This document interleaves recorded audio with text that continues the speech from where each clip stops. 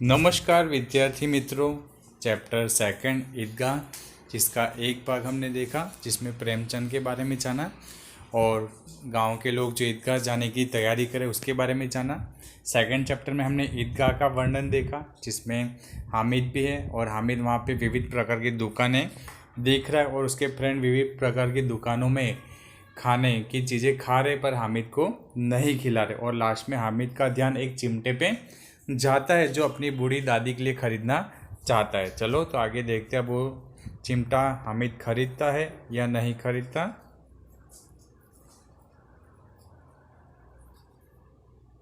कहेगी मेरा बच्चा अम्मा के लिए चिमटा लाया है, कितना अच्छा लड़का है। हामिद ने सोचा जो चिमटा मैं खरीदूंगा तो मेरी दादी मुझे कहेगी कि मेरा बच्चा तो बहुत ही अच्छा है जो मेरे लिए चीज़ खरीद के लाया है, कितना अच्छा लड़का है। इन लोगों के खिलौने पर कौन इन्हें दुआ देगा। उन्होंने सोचा जो मेरे फ्रेंड है वो खिलौने खरीद रहा है, खिलौने देख के थोड़ी कोई दुआ देगा। बड़ों की दुआएं सीधे अल्लाह के दरबार में पहुंचती हैं और वो बोलता है जो बड़े हमारे लिए कोई दुआ करे वो सीधे अल्लाह तक पहुंचती है और तुरंत सुनी जाती है। मेरे पास पैसे नहीं तो क्या, मैं गरीब सही, किसी से कुछ मांगने तो नहीं चाहता। उसने बोला कोई बात नहीं, मेरे पास पैसे नहीं तो मैं भले गरीब हूँ पर किसी के पास मैंने हाथ नहीं लंबा किया। उसने दुकानदार से पूछा यह चिमटा कितने का है। 6 पैसे लगेंगे। दुकानदार ने बोला तो ये चिमटा तो 6 पैसे का है। हामिद का दिल बैठ गया, फिर बोला ठीक ठीक बताओ। हामिद का दिल बैठ गया कि उसके पास 6 पैसे तो नहीं है, पर फिर उसने फिर से पूछा तो आप इसका व्याजबी भाव करो। ठीक ठीक 5 पैसे लगेंगे। उसने बोला ठीक है चलो 5 पैसे ले लेंगे, लेना है तो लो नहीं तो चलते बनो। दुकानदार ने बोला लेना है तो ले चिमटा वरना आगे बढ़। हामिद ने कलेजा मजबूत करके कहा 3 पैसे लोगे। हामिद बच्चा नहीं इसलिए डर रहा है, फिर भी उसने भाव करवाया और बोला 3 पैसों में दोगे। और वह आगे बढ़ गया ताकि दुकानदार की घुड़कियाँ न सुने और वो आगे बढ़ गया क्योंकि दुकानदार शायद उसको धमका ना दे। लेकिन दुकानदार ने घुड़कियाँ नहीं दी, बुलाकर चिमटा दे दिया। पर यहाँ पे चिमटा उसको दे दिया 3 पैसे में।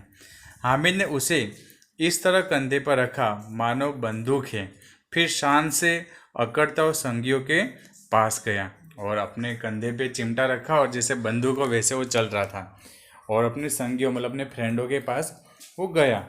मोहसिन ने हंसकर कहा यह चिमटा क्यों लाया बुद्धू, इसका क्या करेगा। मोहसिन जो उसका दोस्त था उसने बोला तू तो बुद्धू है, ये चिमटा क्यों खरीदा, क्या करेगा चिमटे का।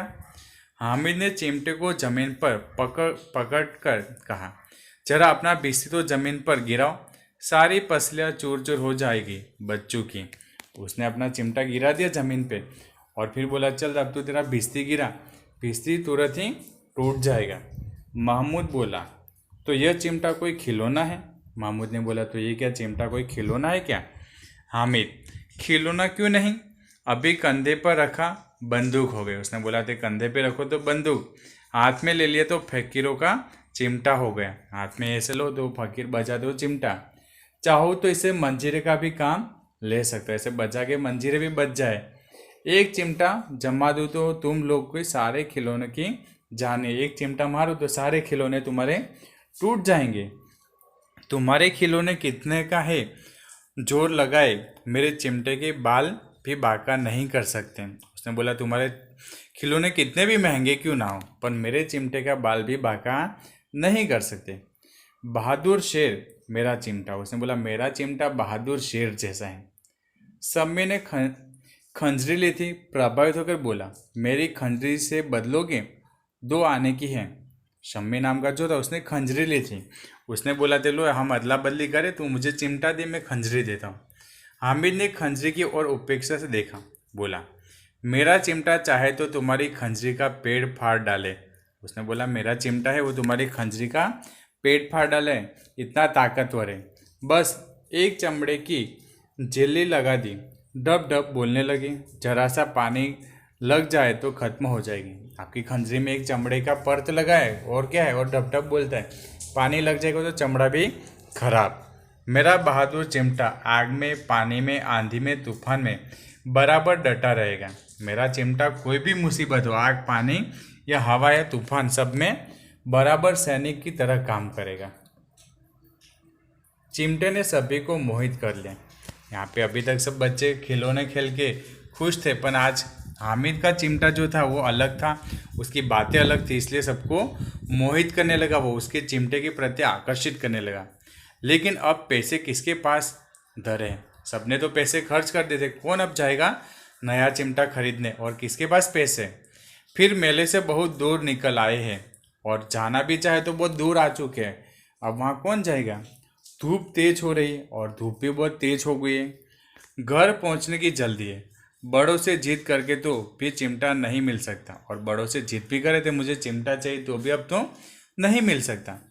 हामिद है बड़ा चालाक, इसलिए उसने अपने पैसे बचा रखे थे। हामिद बहुत चालाक है, इसलिए सबसे लास्ट में चिमटा खरीदा पैसे बचा के, और न 3-3 4-4 आने पैसे खर्च किए, और ना ही बहुत ज़्यादा पैसे खर्च किए, पर कोई काम की चीज़ न ले सके।